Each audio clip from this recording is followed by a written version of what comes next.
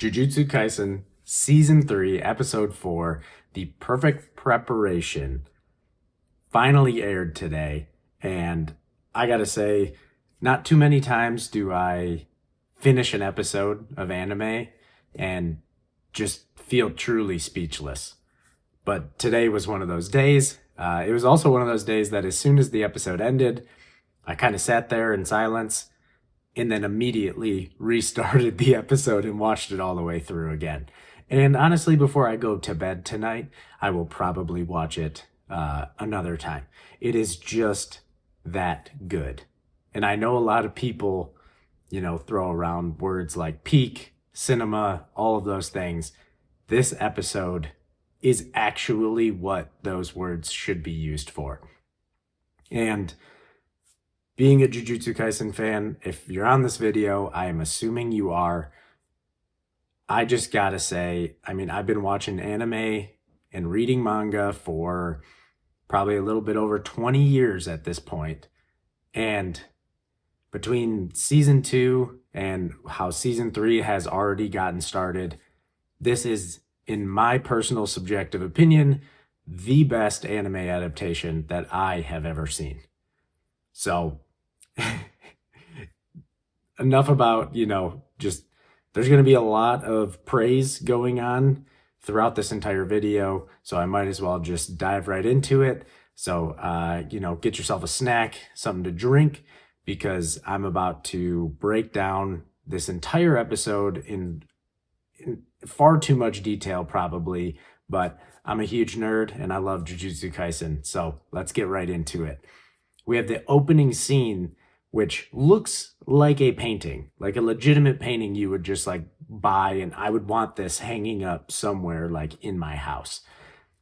And it's just Maki walking in, and they very intentionally basically have no sound playing, and all you hear is Maki's footsteps as she's walking in. Right here, she has the dragon bone wrapped up and she's walking in with that. In that opening scene, scenery obviously comes back into play at the very end of the episode because it's her walking in with no sound in the background and just her footsteps. And when she's walking in here, she's got her glasses because she obviously needs them to see cursed spirits, cursed energy, all of that stuff, or cursed techniques. And then when she walks out, she's got no cape on. She doesn't have any glasses because now she can sense them with her heightened physical. All of her senses have elevated, the same as Toji's has. And she walks out just to the sound of her footsteps as well. But we, of course, open up with our friendly Zenin misogynist here, the king of irony, Naoya, and obviously is commenting on Maki's face after the burns that she suffered from Jogo's attacks. And Maki, I got to give it to her. Maki is a bit more crass, but she's also very quick-witted and very good with the comebacks. So, she's dishing it right back out to Naoya. But we see a scene of the angle here is totally different from what they used in the manga. And that's just when I referenced how this was the best anime adaptation that I've ever seen. This is something that plays into it. So it's not just the animation. Of course, from season 1 looked great, but then season 2 took it to a whole different level. But it wasn't just the animation quality. One, the style change fits Jujutsu Kaisen, what I feel, even better.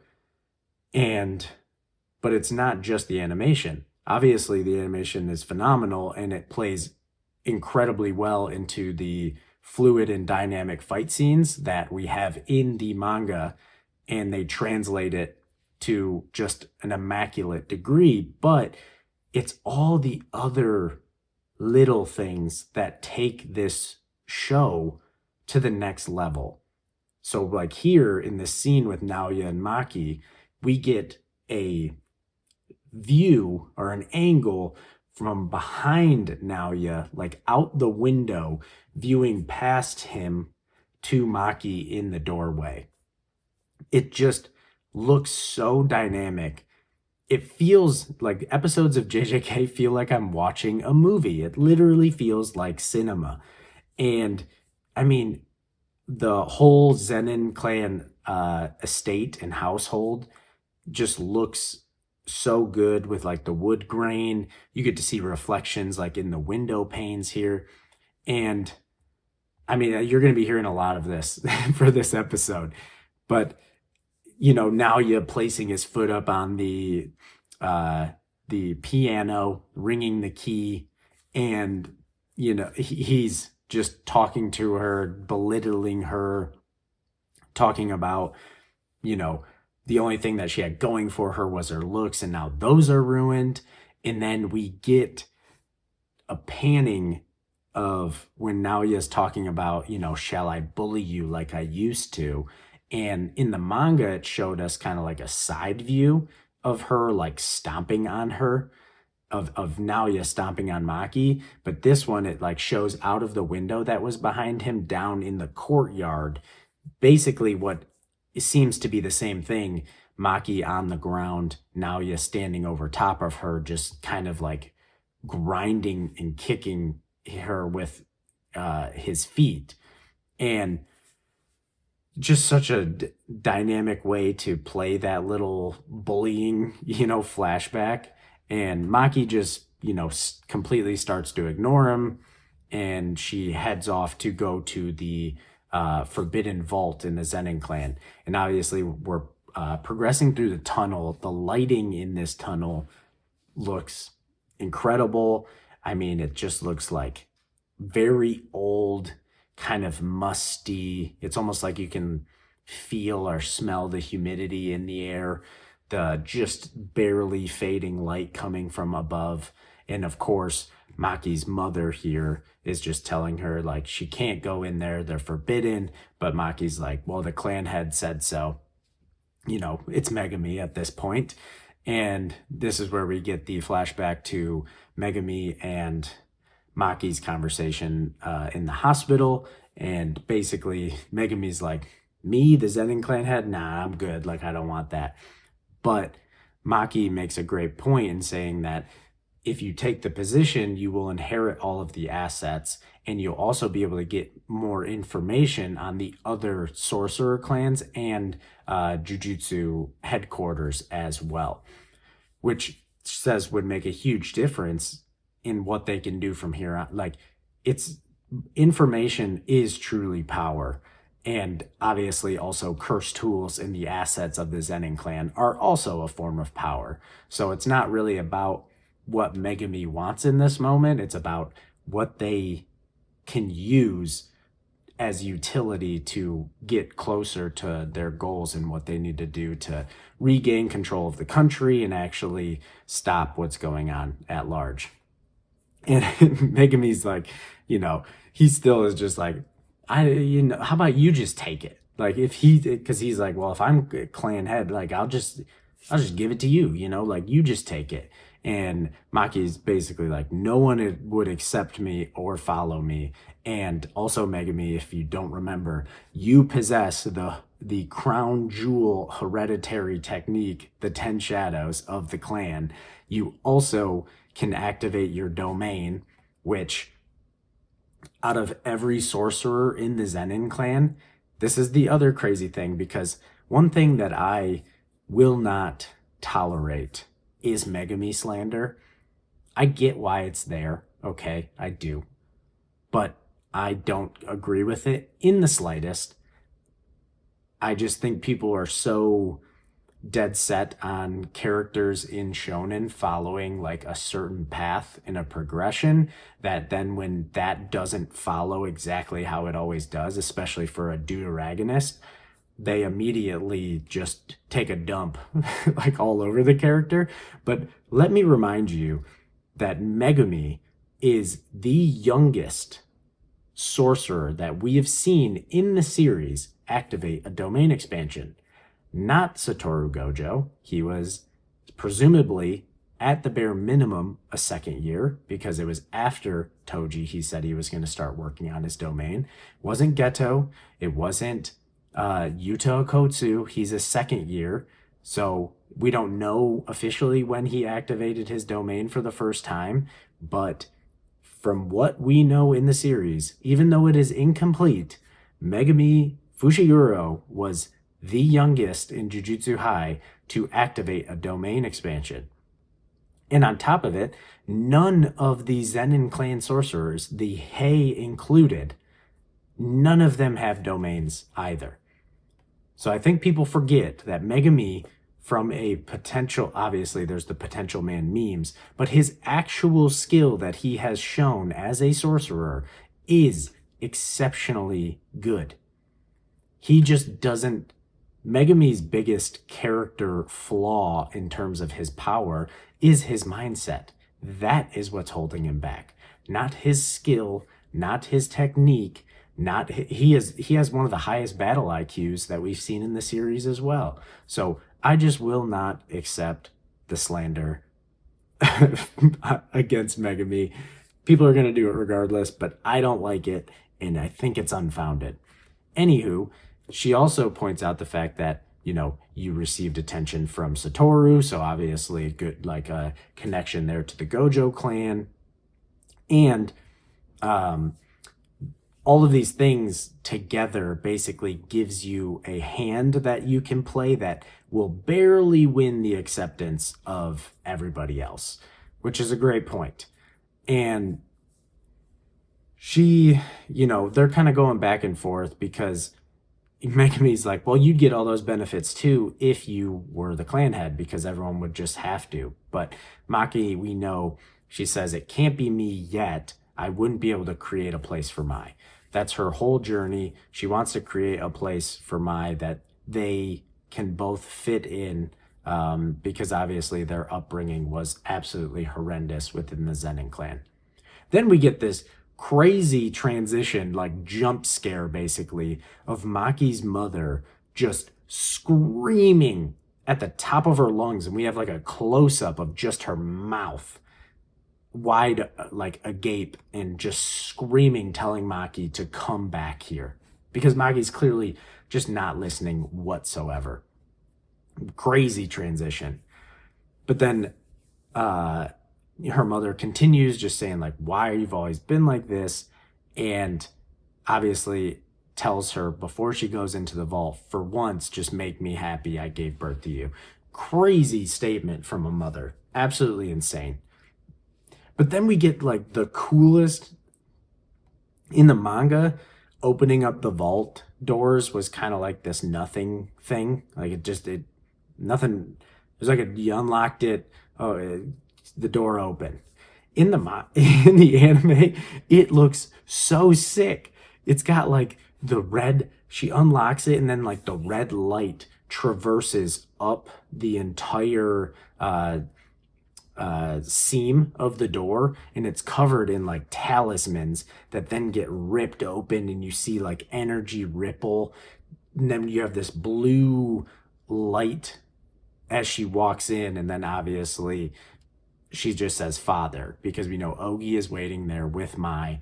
Then we get the conversation between Junichi and Naoya, and I gotta say the color scheme of this scene with all of the red, it in like the lanterns, like I said, it just feels, but then you have some of the furniture like closer in frame too, so it's like we're removed from them. It's just cinematic. I don't know how, like, I don't know another way to say it.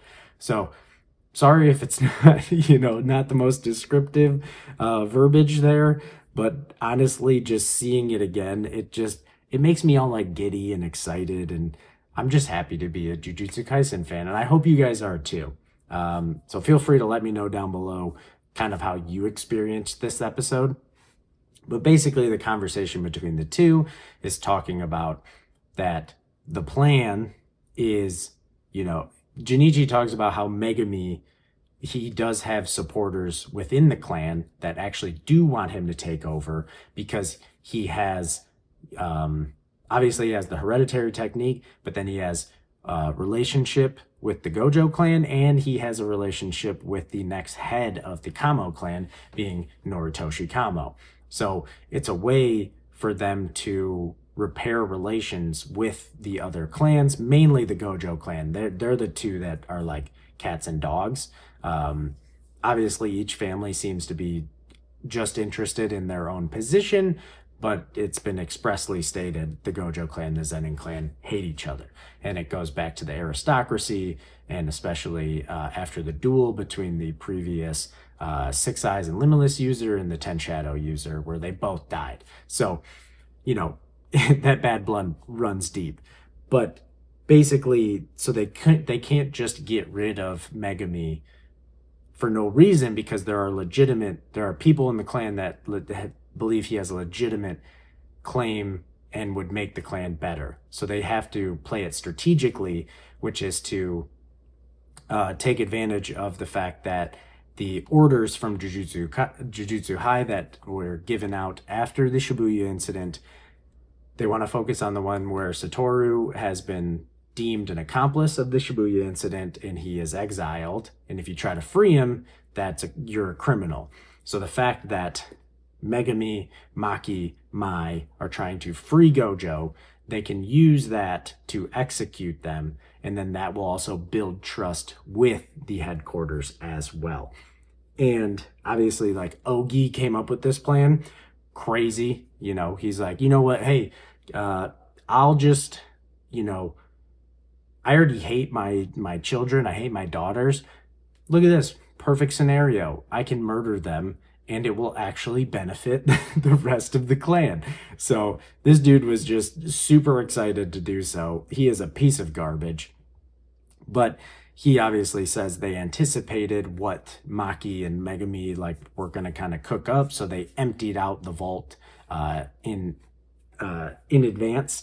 And this is where it's interesting, because in the manga, obviously everything's black and white, but in the anime, it's the Forbidden Vault is all dark, no light, but the only light is coming from the torch that is on the ground, and it just gives this completely different feeling to the scene.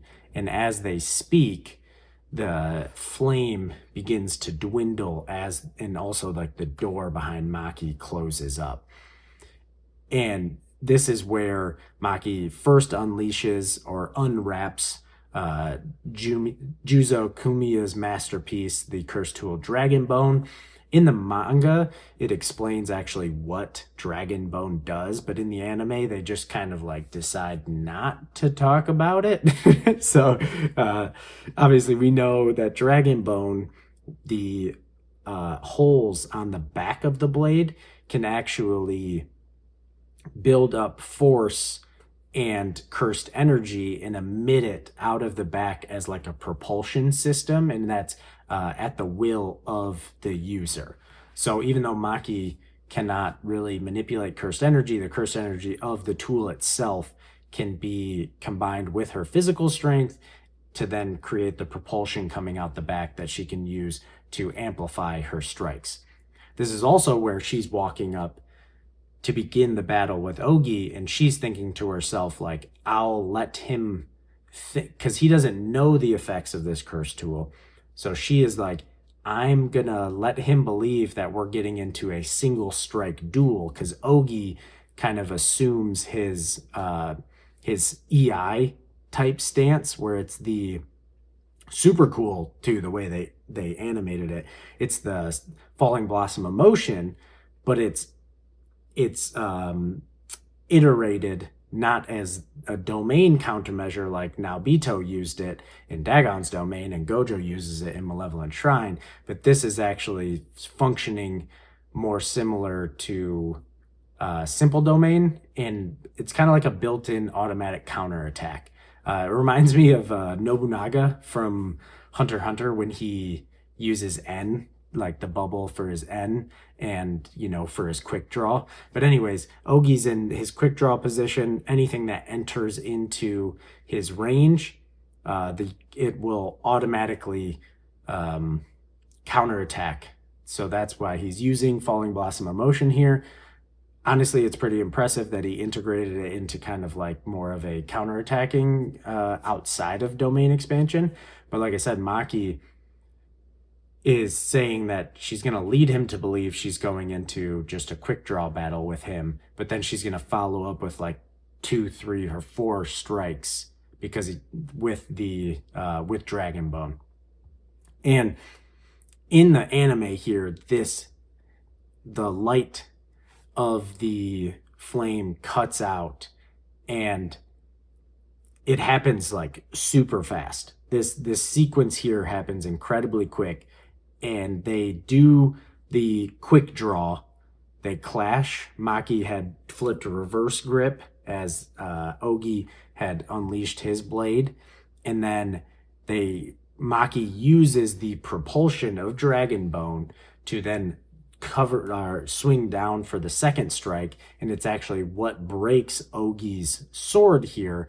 And then because she breaks his blade, she then tries to sweep around him and then come in close for a additional strike. But this is actually where Ogi parries and then quickly is able to actually strike Maki down because he's able to create the basically a blade out of cursed energy or his with his cursed technique. It's the blazing courage that he uses. So he was able to, use that to cut her down. He explains how he explains how he was basically only passed over as clan head because of his children. And this is where we get the ridiculous scene of him just walking through the darkness. Everything's kind of black and white except for Maki's blood that's splattered all over him. And he's just dragging his 2 daughters like they're bags of trash. And he's bringing them to the detention/training area of the Forbidden Vault, which is obviously filled with grade 2 and lower curse spirits. He just tosses them in, like kicks Mai down the stairs because he's like, children should never drag their parents down. But Mai is like, well, didn't you know it's a virtue to drag each other down? And obviously, we know that this is the location that ends up being used as the location for Sukuna's bath ritual. After he takes over Megumi's body, Urame had already come to the Zenin clan Forbidden Vault with Kenjaku and prepared this specific location for Sukuna's bath to fully take over Megumi's body and sink Megumi's soul completely into the abyss. So very foreboding, knowing what eventually comes in the future, and seeing how they've animated it in this scene, just thinking about that moment where the bath ritual is happening and then Sukuna comes up out of the cursed, like that just dark viscous liquid, it just looking like literally like the devil. It's gonna look so crazy in here. But we then obviously are continuing on, and Ogi is basically just, he's up on his high horse and talking about the fact like, okay, you have a heavenly pact, heavenly restriction that gives you, makes you physically gifted. Like, so what? Because he's like, we sorcerers, we train every day to strengthen our bodies with cursed energy in combat. He's like, the power you possess is something that every single one of us, all sorcerers, possess. And at this moment, he is right. Because Maki is still not fully realized, still has some cursed energy because of her, because of Mai and the relationship of twins with Jujutsu being the same people, being considered one individual. Maki is essentially just like a, I don't know, like I don't know exactly where she would be ranked, but maybe like a semi grade one in terms of cursed energy reinforcement. Like a semi grade one sorcerer with cursed energy reinforcement basically has the same physical stats as Maki with her heavenly pact at this point specifically. So Ogi is actually, he is correct in this moment. Obviously, he's a piece of garbage. He's calling his children the only stain on his life. But getting away from that terrible father, we see Mai obviously crawling over to Maki here and wants to check that Maki is alive. So she, checks to see if Maki's heart's beating. She's like, like, I knew it. You're like, you are, you certainly are tough. And this whole scene right here is just animated beautifully. And then obviously this goes into the kind of like inner world sequence between Maki and Mai. But just before that, we see like some water bubbling up, and then we get a very, very, very quick flash frame of Maki and Mai in the womb. So we see very, very quickly them in the wound, and it's an image of an ultrasound. And we can see both of them in there. It's very, very cool imagery that they placed in here. Obviously, Maki wakes up, seeing the geese fly overhead. All of that is very symbolic. I'll continue kind of into that. I think it has to do with like Japanese folklore and kind of, but basically here, Mai then obviously begins to talk to Maki about the fact that, what my curse technique is, which is construction. So she's able to actually create real physical mass, real tangible things out of cursed energy. But she has a very, very, very small cursed energy pool, and it is very inefficient. It's a very inefficient curse technique in general, because you are actually taking cursed energy and then creating a real physical object with it. And obviously Mai is afflicted in the same way as Maki is. Maki can never fully realize her potential because of Mai. Mai can also not realize her potential because of Maki. And that's a very cool, like, what if scenario if roles were reversed and Maki or Mai was actually the one who was trying to strive to become stronger, because we know Mai never wanted to. She didn't even want to become a sorcerer in the first place. She basically was forced to because of Maki going into that path as well. So she was forced to do it. But it's really interesting to think about like full potential Mai, basically. And how it would probably look similar to Yorozu. Obviously, Yorozu as a sorcerer was much more like scientific, very focused on their technique and trying to overcome the inefficiencies of it because it's the same curse technique. And she obviously comes up with some exceptional applications of the construction curse technique. But anywho, this is where she's saying, like, I can't create anything large or complicated, and I'm obviously suffering from the damage of being cut as well. So once I create this for you, I'm going to die. So she's talking about creating the soul split katana or the soul liberation blade, whichever, translation you believe or like reference to. And then we get another quick image as the waves are crashing in, another quick image of both of them in the womb together. Obviously, all of this being together, they're identical twins. And this is where Mai just talks about the fact that, she knows why twins are considered inauspicious or unlucky by Jujutsu sorcerers. And it's because they are recognized. There's a fundamental, basically, rule of reality, and it's you have to offer something in order to gain anything.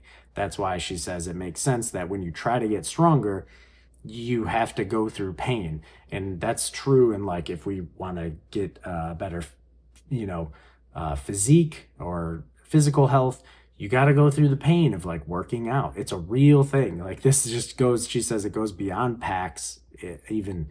And as long as,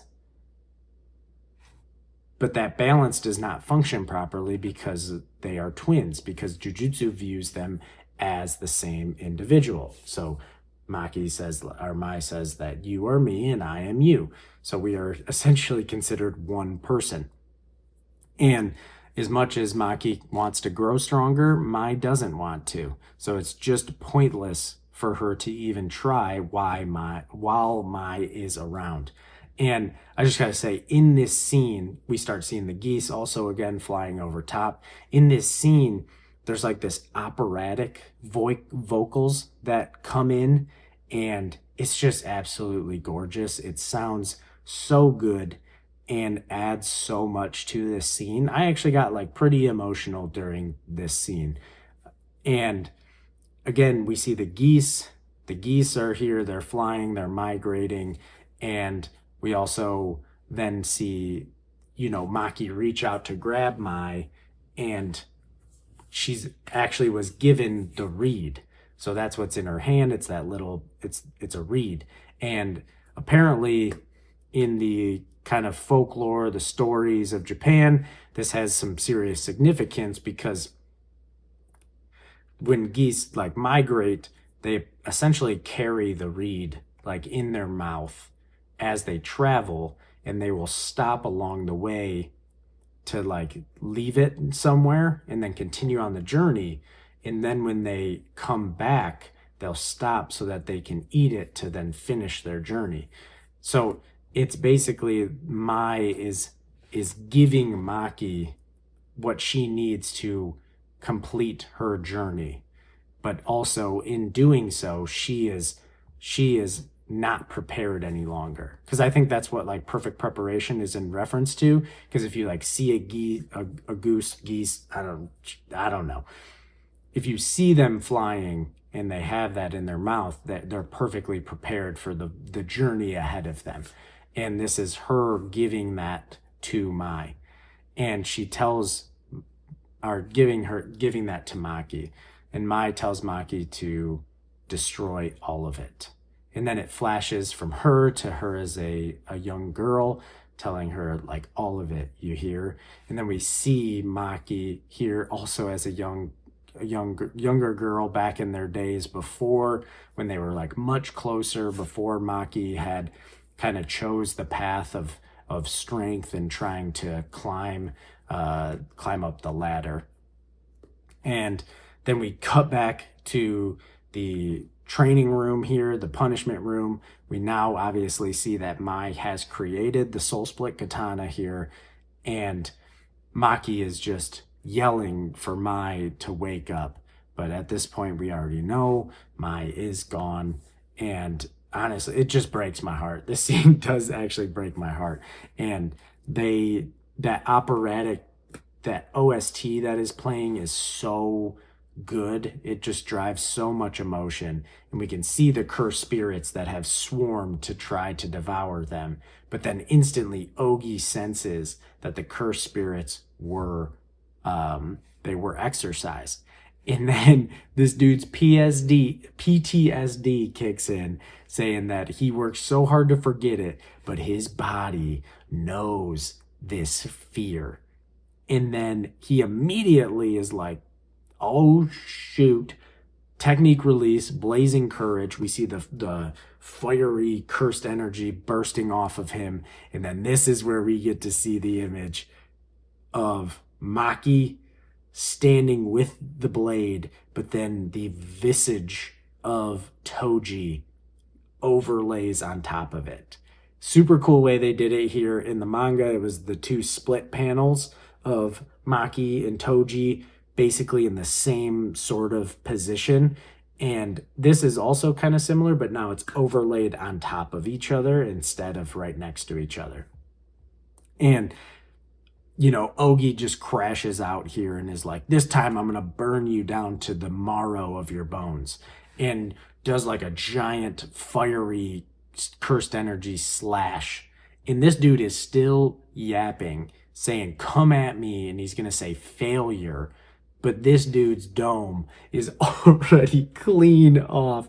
She's already past him. He's done. He's cooked. And so satisfying. The music is still crescendoing. We get to see the geese like one more time. Maki looks down at the blade, and then the audio completely just cuts as we see the title card for episode 51, Perfect Preparation. Just an amazing, amazing sequence. And then we are going to just keep plowing through this, because then the bells just start ringing. And I gotta say, like, even just this bell here, it just looks, they made it look so artistic. Like, it looks like paintings, but it's like incorporated into the animation. So just kudos all around. Obviously, we then see, for the first time, we get to see Ranta. We get to see Ranta Zenin show up, basically say Maki's lost her mind. She's managed to murder Ogi, and that the Kukuru unit is already on their way to deal with her, or try to. Then we get to see the leader of the Kukuru unit, Nobuaki here, Nobuaki Zenin, basically say he thinks that Ogi like got caught off guard, like he was sleeping or he was on the toilet or something.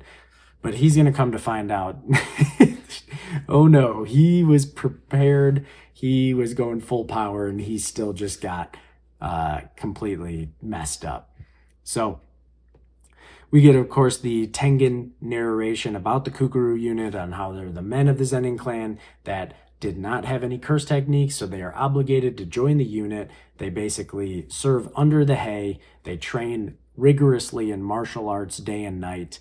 And then we get Maki here walking into this kind of foyer room that it's like a glass bottom, but then underneath the glass, it looks like that sand, or kind of like rock gardens that you see in Japanese gardens.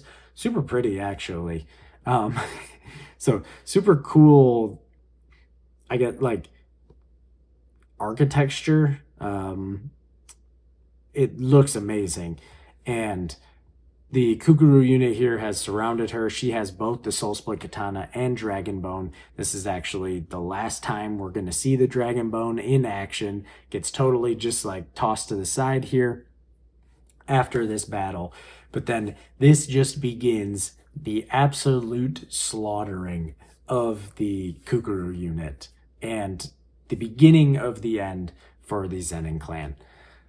And, you know, they always got to do this. It reminds me of the Fourth Great Ninja War from Naruto, where Madara, you know, gets Ito Tensei, he gets resurrected, and the whole alliance is like lined up, and then it's like the one dude, because like nobody's moving, and then it's like the one dude that just screams, you know, he's like, rah, and like charges in. Well, same thing here, like one Kukuru unit, they were just standing there silent, and then one dude just, you know, starts screaming and charging in, because you always got to get the one dude to just like get the party started. But Maki just immediately starts with absolute cold ease, just dispatching these guys left and right, cutting them down. They don't even have a chance to react here. But it looks incredible. I can't say that enough about this entire episode, and just JJK in general. To be a fan, like, we are all just eating so good. But then this is a super cool moment here, is because she deflects like a sword away from one of the guys, and it like goes spinning and flying, and it actually lands in the head of one of the Kukuru unit. But the moment it punctures into his head, all of the color of the entire scene disappears. It goes to black and white, but the only color is red for blood. And then this just goes into the absolute continuation of the evisceration of these guys. And it very reminiscent for me of like Kill Bill. I feel like there was definitely some Kill Bill like inspiration here in this episode. Maki literally kicks this dude in like the gut diaphragm area, and he just blood just comes out of all of his orifices. So she just killed this dude with just a simple like up kick. And I mean, when the when the black and white kicked in, that's when they kicked in a new OST, because before it was actually just there was no music. When she begins eliminating the Kukuru unit, it's just silent. It's just the noise of her just taking all of these guys out. But then when the black and white kicks in and all the color gets drained, they kick in this really, really nice OST that's like la la la la la. Like, it's actually kind of upbeat for the absolute massacre that is appearing on screen here. But they continue to fight. There's an awesome sequence of this one dude who's like, I'm gonna throw kunai at her. And she catches the kunai in midair, spins them around her own fingers, and just flicks them right back at the dude, right into his forehead. And this is where we get to see she did not do this in the manga, but it is theoretically, it makes complete sense that it could happen. She uses Dragon Bone's boosters to first like cut through the head of one dude, but then she uses it to boomerang. So the it's shooting the cursed energy and the accumulation force out of the back of it. So it's just spinning like a Beyblade that she just chucked. And it is just proceeding to go around the entire room, just killing these dudes as she is cutting the rest of them down with the Soul Split Katana. And like I said, we're just seeing just only the blood everywhere. Maki goes into like a double knee slide, which then she's cutting people up, but then she goes into literally where she's standing basically straight up, but she is just gliding on the blood. So cold. And she glides right up to this dude, and then she stops right before him, and then she gives him a 1-inch punch right to the gut. Just sends the dude, reeling back. He's cooked. Like, the internal damage, definitely gonna die. It's masterful. This whole, in the Kuguru unit, these guys are not like complete scrubs. Like, I know they don't have curse techniques, but they train every single day in martial arts, curse energy reinforcement. So they are not just like, in the grand scheme of things, yeah, they're fodder. But Maki is doing this with absolute cold ease here. And then she goes into a flurry of slashes where then she ends up with the remainder of them around her. And she ends up in the middle of them, just standing, not moving. And then we get the iconic sort of just all sliced at the same time, blood spilling everywhere.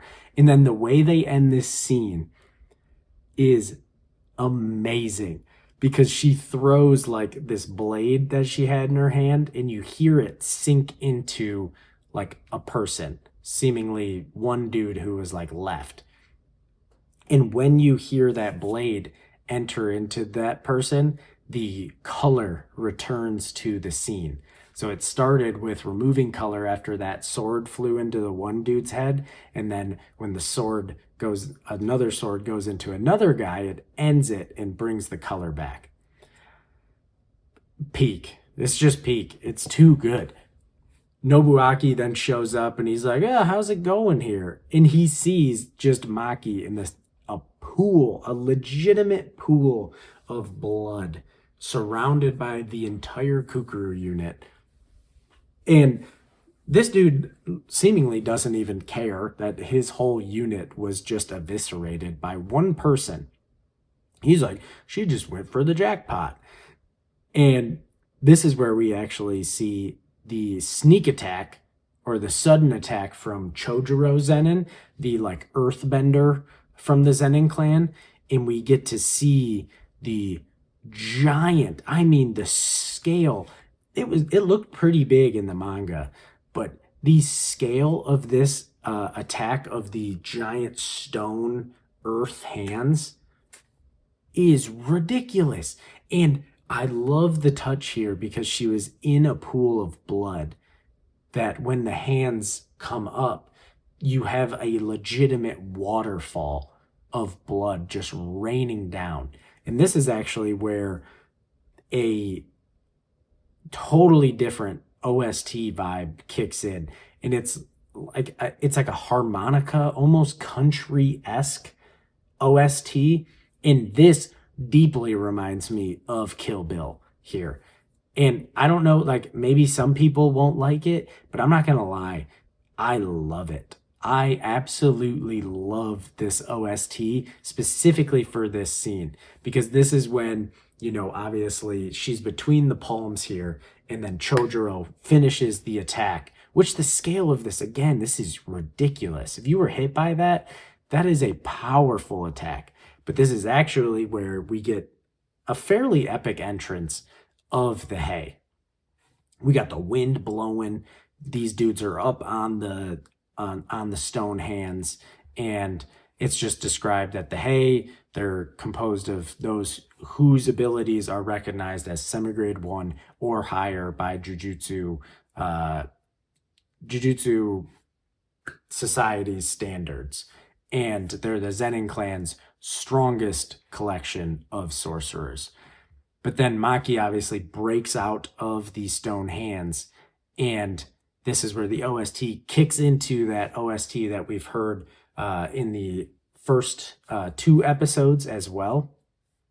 And I believe it's when Yuji first starts running away from the cursed spirits. That's where we get this OST as well. But this is when Maki and Nobuaki actually come clashing together, forehead to forehead.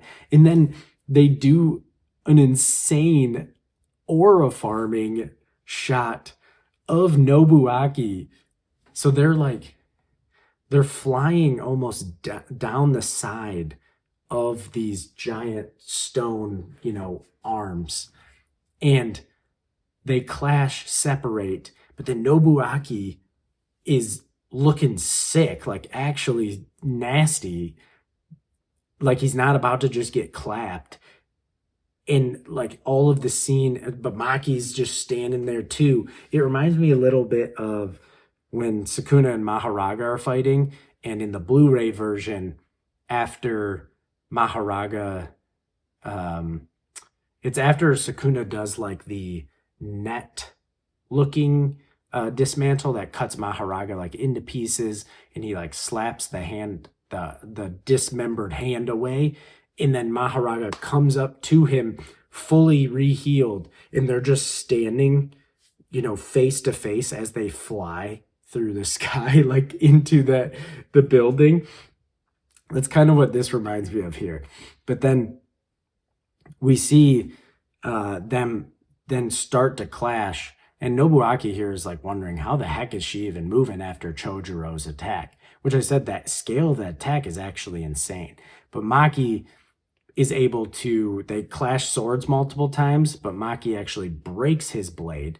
The first top half of his blade goes flying behind him, and then she just rips the dude's throat clean out. But since they are traveling down these arms, when his blade broke, it flew behind him. But then since they're traveling at such high speed downwards, the tip of his blade actually looks like it flies. It looks like Maki basically force pulls this blade into the back of Nobuaki's head, but it's really just because they are descending and his blade came up to meet him basically right in the back of his dome. And then Chojuro tries to immediately go for a flying T pose kick right to Maki's dome, but she just straight dodges that and rips that dude's throat out as well. And then this is where we get an amazing shot of Ranta's curse technique with the eyes come in. And basically it seemed previously it's just a restriction ability, but here he uses it as an attack to pin down and then seemingly discharge some sort of cursed energy explosion here. It honestly looks really sick. And the sound effects here, everything. Ranta's literally just like holding on for his dear life. He's like, Junichi, like, like it's your turn now, bro. And Junichi's just like, yeah, just keep holding her there, dude. No problem. And we get just amazingly drawn and design our animated scenes here of Maki just like trying to break out of this hold from Ranta. And then Junichi here is like aura farming, walking up. Like, dude, I don't understand. This part kills me a little bit. It looks sick, but also, why are you taking your time? Why are you taking your sweet time here? You have seen Maki one. She killed Ogi. You know that for certain. She killed all of the Kukuru unit. She now has dispatched both the head of the Kukuru unit and another member of the Hay right in front of your face. And you're like, I'm just going to walk up real slow. Like, what are you doing? Like, what are you talking about? Considering that your brother was Toji, so you at least, even if you don't think Maki is at Toji's level, like as Junichi, like clearly she is close to that. And you are just like, let me just aura farm this as I walk up. And even like Ranta here is like, you know, Maki's just trying to just force through it. He's losing it. And Junichi's still just aura farming here. It's crazy to me. And this is where Maki actually shatters through the like eyes that are up in the air. And this is really cool also from a manga reader perspective, because as I'm sure most of you remember, this chapter was actually unfinished. It was submitted unfinished, and I don't believe it ever got redrawn. And if it did, please let me know, because at least in the official manga, like on the Shonen Jump app, it's still unfinished. So the drawings are not complete here. So seeing it animated just kind of like brings all the pieces together. But Ranta just points out the fact that the current Zenin clan only exists because of Toji's whim. Because we know Toji, since Maki here just was able to eliminate them all by herself, one, she was already wounded, and two, she doesn't have all the curse tools that Toji had as well. Obviously, she shares one in the same with him, which is the Soul Split Katana. But the other part is that this Maki right here is not even fully realized yet. Physically, she is. This is when her heavenly restriction has reached its ultimate peak, just like Toji. So from a physical stats perspective, the same. But we know, because even though her physical body has reached its peak, her mental has not reached its peak. And that is how she breaks through to the next level of strength. Was during the Sakurajima colony. That was what she needed, was the liberation of her mind and the freedom to operate completely different. And that's what she learns during her sumo match with, it's not Daido. Daido is the sword master. Oh my gosh, it's the Kappa dude. Why can I not remember his name? I apologize. Please let me know down below what the Kappa dude's name is, or I'll edit it in on screen for everybody. But we know that through that fight, that is what gets her to truly the level of Toji, because even the narrator during that fight says that she has another demonic fighter on the level of Toji Zenin has appeared. And that's when now after that point, she's able to see the scattered surfaces in the air. So she's able to traverse through the sky. She is basically just able to access her full capabilities, because her body and mind are now like one with each other. But so obviously, yes, Toji could have wiped these dudes out whenever he felt like it. He could have done it without any of his curse tools. He could have just done it barehanded to this entire place. And this is where, you know, Ranta's like, you got to do it now. Like, you realize that, like, she's just like Toji. Do it now. And I got to admit, like, animated flawlessly. Junichi just jumps in the air, cocks back, and we see the purple giant cursed energy fists. And they did a really cool thing here where you see the shadows of the fists and it like starts passing by because they're like building up speed to then come crashing down on this stone pillar, and he just rains heck down from above and obliterates the entire landscape. So the scale, like the scale of Chojiro's attack during with the stone hands, and then Junichi's here, honestly, like, it seemed at least way more impressive to me here than in the manga. And obviously, Ranta here thinks that the job is done. Like, good job, Junichi. And he just, he died. Ranta here literally died actually believing that the Zenin clan were, like, saved. That Junichi killed Maki here, and the Zenin clan, we're good. All right, we lost a lot of people, but we did it. We did it. And the dude was cooked. He just got decapitated by Maki here. She tosses his head into the lake. Naoya is, here asking, he's the leader of the Hay. And obviously he's like, have you no heart? Which he's one to ask, like, dude, come on, be real. And that's why it is kind of, I believe it is sarcastic on his point. But then it's also really sad because then Maki's like, nah, she took it with her, obviously referring to Mai here. And this begins the faded flashback here of child Naoya, the self-proposed genius, the fact that he's going to be the next head of the clan, and then he's talking about the loser in the Zenin clan that he's heard of that doesn't even have a smidgen of cursed energy, and how depressed he must look. And we get to see Toji here just walking past Naoya as a child, absolutely looking just locked in, completely indifferent to the scum around him, basically walking around knowing, like, I could eliminate all of you right now.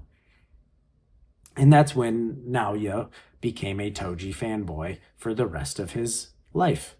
And then we immediately are in to the fight with him and Maki, and they're going hand-to-hand blows here, and Maki is beginning to try to figure out the trick behind his projection sorcery, behind his speed. So she is already now starting to be able to count Naoya's movements. But we see him catch her with his palm. She doesn't follow the 24 movements per second rule, so she gets locked up in the frame, and he gives her a nasty gut punch here.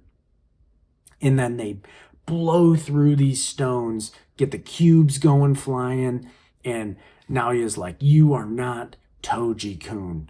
And he's like giving her a flying kick here. And the thing is Naoya is very, very strong. Like, he is very strong. But, he ain't that top tier, dude. Because he's going on about the sin of the insignificant is the ignorance of strength. And the fact that no one was able to understand Toji. And he uses kun here because he's literally a fanboy. And then he says something that is very interesting because he says, save maybe Satoru kun. Again, kun. I believe in Japanese, correct me if I am wrong, but he's using kun here, which presumably puts him in a familiar position with those two, meaning because he believes himself to be on their level. He thinks the one to stand with the strongest people is him. He's delusional. But he says here again, maybe, like, no one understands Toji, say maybe Satoru, which is crazy because it's actually reversed. While Toji was exceptionally powerful, uh, Gojo, even before his awakening, was stronger than Toji. That's why Toji had to go to the extreme lengths that he did to put Gojo down initially. And then we saw, obviously, post awakening, it wasn't even close. So definitely, Satoru definitely knows what it's like to be not understood because of his strength. But we get some just insane images of Naoya using his projection sorcery. He's dragging Maki around through the scenery here and just chucking her through all of the stones and the landscape. And even Maki here is like, this is bad. And it goes into some more narration about projection sorcery, and you cannot create movements that excessively ignore physics and trajectories. But if you likewise, there's a limit to the acceleration, but it can be added. If you keep stacking activations, you can actually, the longer the technique is continuously activated, the further you can raise the speed. And then we get that nasty moment of Naoya punching through Maki here as she was locked in the frame. But in the manga, they kind of breeze past this here. It looks incredible, don't get me wrong. Kind of breeze past it, but this is actually where we see Maki originally in the manga say, like, after she got hit with that punch to the head, we actually see she is bleeding from her head from that attack. So they didn't really show that Naoya actually is doing, damage to her, and that she is in a little bit of trouble here if she doesn't figure out what's going on. But then the other part of this that I love is that they are like progressing through all of this landscape, and it just goes to show that I believe all of this area around them is part of like the Zenin clan property, like their estate, which would just be humongous because they are one of the most powerful families in all of Japan. Because we know Jujutsu Society basically runs Japan behind the scenes. And the big three sorcerer families, they're the biggest families in that society. So obviously they are vastly wealthy and they own all of this property here. But this is where Maki actually, this is where she does her Shiranui Gata, which is like the kind of where she like plants her feet, claps, and presents herself being ready to go into a head-on collision here. And I forgot to mention too is that when the Naoya flashback kicked in, there was like this beautiful guitar OST that kicked in for this fight, which sounded so good. It kind of reminded me a teensy bit of Bleach when the Espada or Aizen would, the Espada especially, it's like that guitar would kick in. Just love it. Or even in Hunter x Hunter, Hisoka has also a guitar OST when he appears on screen. So very cool seeing that come in. But when Maki does the initial Shiranui, it cuts off the OST. It does like this ringing sound, and then it cuts off the OST, and she like claps, and it like settles the dust around her. And then after she assumes the position, there's a drum roll that kicks in. A very, very, very slow drum roll, like tick, tick, tick, and then it starts building. And then we're seeing all of these, again, they look like paintings. They're gorgeous shots of the scenery, of buildings, of ponds, all over this entire estate, assumedly. And again, then we see like what looks to be like a water painting style of Naoya moving quickly. And he's saying like she wants a head-on fight. And Maki here is like, I'll give you a hug. And then Naoya is saying like, I'll punch through her at top speed. And we see this scene of this little like shed water wheel in the forest, and then Naoya, you don't even see him, but it's him going past it, and the thing just explodes. So that just, it shows so well actually how fast Naoya is moving. He's running across the water. Rocks are exploding, and then we get this sick sequence of the projections, and as he's running and hitting each projection, there's like this kind of flash of rainbowish energy.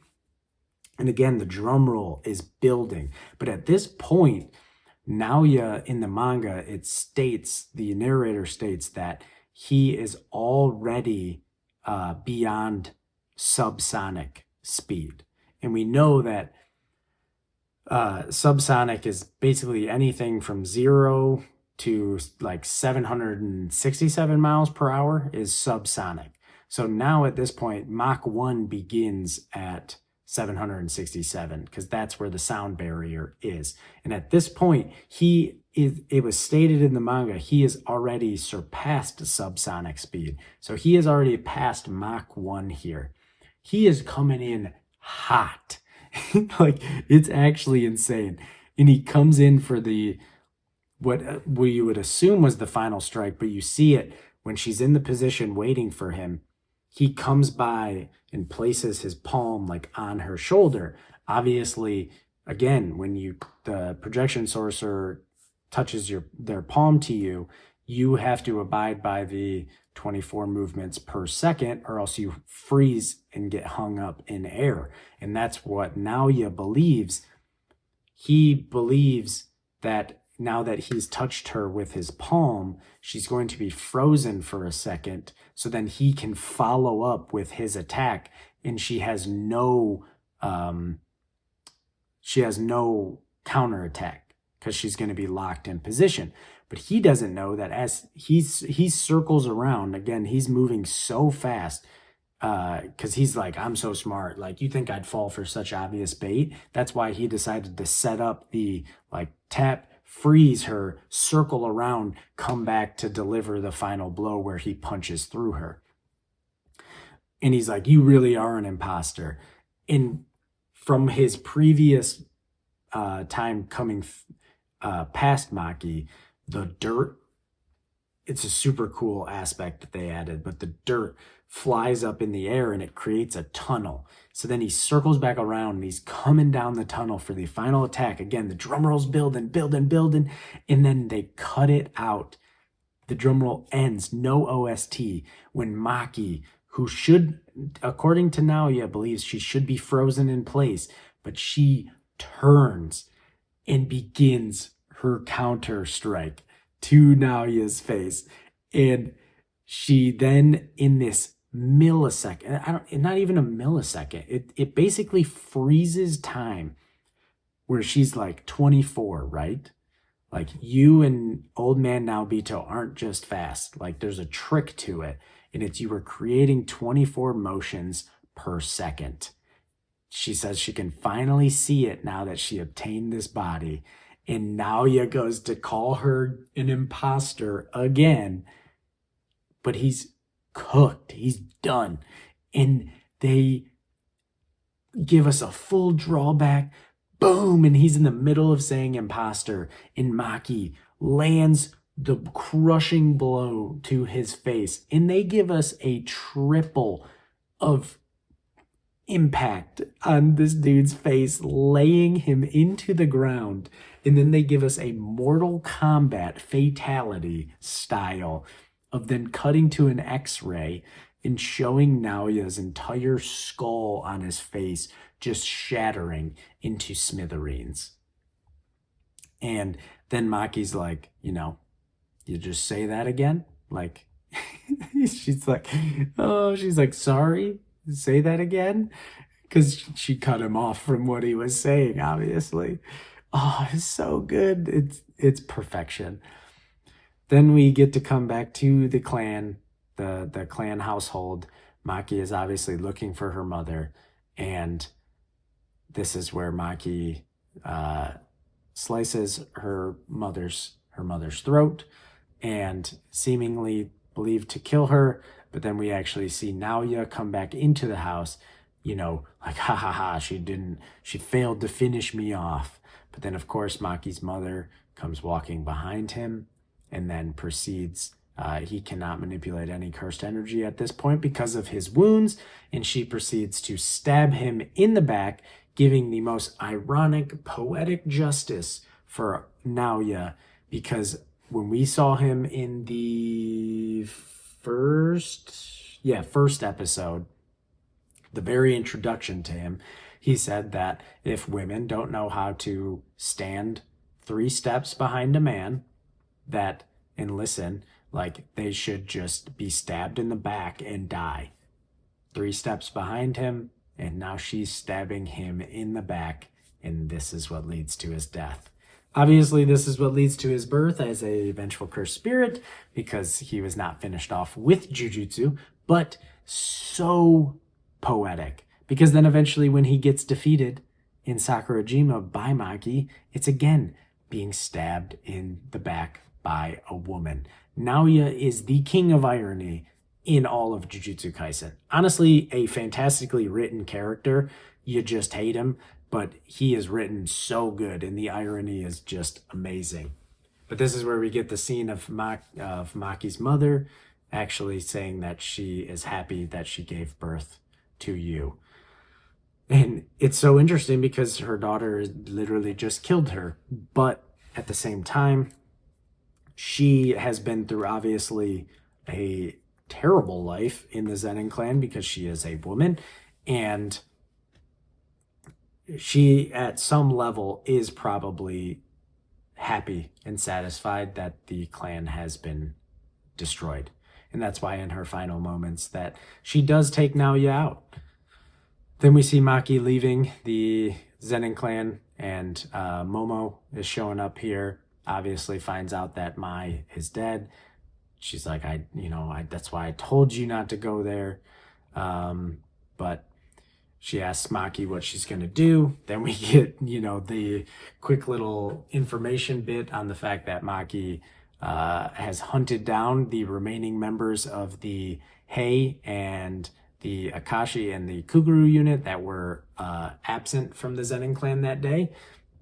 They were all taken out. There was a trace amount of cursed energy that was assumed to be from cursed tools. Obviously, it was Maki. And then, of course, the Gojo clan and the Kamo clan are both like, well, you just got obliterated. So they go to Jujutsu headquarters and motion for the Zenin clan to be removed from the big 3 clans, from the big 3 families. But the headquarters just tables the motion for the moment. And then we get that incredible opening image, but now it's Maki walking out of the clan with the soul split katana, and she's just walking out, just the sound of her footsteps going out, and then we fade into black. And that was the perfect preparation, episode 4, an absolute masterclass of anime. It honestly just felt like a piece of art.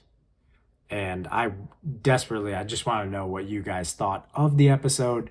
If there was anything you didn't like, obviously I'm singing its praises, but everyone has their own interpretations and the way they like to subjectively enjoy things. So I'd love to hear from you down below, if you are so inclined. Obviously, I see from the credits or the little trailer for the next episode, looks like we're going to get the Yaga death, jailbreak and death, and the beginning of the kind of Fight Club arc with Hikari. So we're going to see Hikari on screen. Cannot wait for that. Super sad and not looking forward to the Yaga Panda, even Panda's Cry whole situation, but definitely looking forward to the Fight Club stuff with Hikari, Megami, and Yuji. Oh yeah, and can't forget Kirara. And Panda's there too. Anywho, I am going to end this here. It's been a massively long yap session. If you made it to this point, you're an absolute beast. But I will catch you guys in the next video. Peace out.